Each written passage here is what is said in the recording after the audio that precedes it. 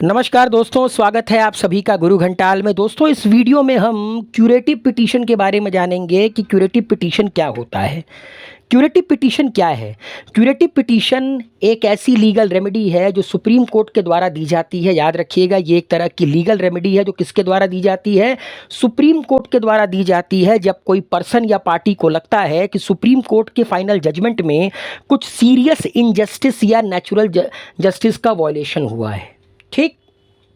और ये सबसे लास्ट जुडिशियल रिसॉर्ट होता है, यानी सुप्रीम कोर्ट के जजमेंट के बाद रिव्यू पिटीशन भी जब खारिज हो जाए तब बिल्कुल आखिरी रास्ता होता है सुप्रीम कोर्ट में, वो है क्यूरेटिव पिटीशन का। तो जब रिव्यू पिटीशन खारिज होती है तभी जाकर क्यूरेटिव पिटीशन फाइल की जा सकती है। अब सवाल ये उठता है कि ये जो कॉन्सेप्ट है क्यूरेटिव पिटीशन का कहाँ से निकल कर आया? तो 2002 में एक केस आया था, रूपा अशोक हुरा वर्सेस अशोक हुरा केस। यहीं पे पहली बार क्यूरेटिव पिटीशन का कॉन्सेप्ट निकल कर आया। इसका पर्पस क्या है? इसका पर्पस मैंने ऊपर भी आपको बताया है, फिर से बता देता हूँ। इसका पर्पस है ग्रॉस मिसकैरेज ऑफ जस्टिस को करेक्ट करना। मतलब अगर सुप्रीम कोर्ट के फाइनल जजमेंट में कुछ सीरियस इनजस्टिस या नेचुरल जस्टिस का वॉयलेशन हुआ है तो उसको करेक्ट करना, ठीक। या मान लीजिए कि जजमेंट में कोई ग्लेरिंग एरर हो तो वहाँ पर इसको ठीक करने का काम क्यूरेटिव पिटीशन करता है। फाइलिंग कब होती है? जैसा कि मैंने बताया कि मतलब क्यूरेटिव पिटीशन तभी फाइल होती है सुप्रीम कोर्ट में जब रिव्यू पिटीशन रिजेक्ट हो जाती है।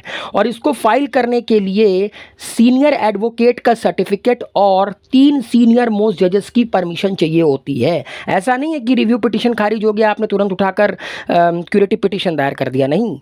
क्यूरेटिव पिटीशन को दायर करने के लिए, फाइल करने के लिए सीनियर एडवोकेट का सर्टिफिकेट और 3 सीनियर मोस्ट जज की परमिशन चाहिए होती है, ठीक। अब क्यूरेटिव पिटीशन सुनता कौन है? देखिए, क्यूरेटिव पिटीशन को वही जजेस सुनते हैं जिन्होंने ओरिजिनल जजमेंट दिया था, ठीक है। जो जज ओरिजिनल जजमेंट देते हैं वही क्यूरेटिव पिटीशन को सुनते हैं, अगर अवेलेबल हैं। अगर मान लीजिए कि वो जजेस अवेलेबल नहीं हैं जिन्होंने ओरिजिनल जुरिसडिक्शन दिया था, या कह सकते हैं ओरिजिनल जजमेंट दिया था, जुरिसडिक्शन नहीं, ओरिजिनल जजमेंट दिया था, अगर अवेलेबल नहीं है तो फिर चीफ जस्टिस ऑफ इंडिया एक नई बेंच बनाता है जिसमें 3 सीनियर मोस्ट जज होते हैं। तो उस बेंच में कम से कम 3 सीनियर मोस्ट जज होने चाहिए, और अगर ओरिजिनल जजमेंट के जजेस अवेलेबल हैं तो उनको शामिल किया जाता है। मान लीजिए कि ओरिजिनल जजमेंट 3 जजेस ने मिलकर दी थी, 2 अनअवेलेबल हैं, 1 अवेलेबल हैं, तो इस एक को शामिल कर लिया जाएगा उन 3 सीनियर मोस्ट जज के साथ। अगर ओरिजिनल जजमेंट के कोई जज अवेलेबल नहीं है तो आपका 3 सीनियर मोस्ट जज ही उस केस को सुनेंगे, ठीक है, क्यूरेटिव पिटीशन को सुनेंगे, लेकिन मिनिमम 3 सीनियर मोस्ट जज होने चाहिए, ठीक।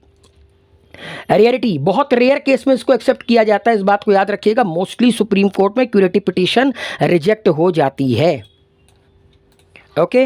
अब मैं आपको एग्जांपल देता हूं। 1993 में आपको पता है मुंबई बॉम्ब ब्लास्ट हुआ था, टाइगर मेमन ने करवाया था। टाइगर मेमन का भाई याकूब मेमन के ऊपर केस चला। याकूब मेमन को फांसी की सज़ा दी गई 2015 में, ठीक है। उसने पहले अपील की अपने फैसले के खिलाफ, रिव्यू पिटीशन दायर किया, दोनों रिजेक्ट कर दिया गया। उसके बाद उसने क्यूरेटिव पिटीशन फाइल की, सुप्रीम कोर्ट ने उसको भी रिजेक्ट कर दिया, ठीक है। तो कोर्ट ने कहा कि ट्रायल बिल्कुल फेयर था, ठीक है, और कोई नेचुरल जस्टिस का वॉयलेशन इसमें नहीं हुआ है, ठीक है। तो क्यूरेटिव पिटीशन सिर्फ एक्सेप्शनल सिचुएशन में ही रिलीफ देती है। बहुत रेयरेस्ट इन रेयर केस में आपको देखने को मिलेगा कि सुप्रीम कोर्ट क्यूरेटिव पिटीशन पर गौर करती है। आई होप क्यूरेटिव पिटीशन का कॉन्सेप्ट आप लोग को क्लियर हो गया होगा। वीडियो पसंद आया तो वीडियो को लाइक, शेयर, कमेंट कीजिए। अपना प्यार बनाए रखिए। Thank you so much.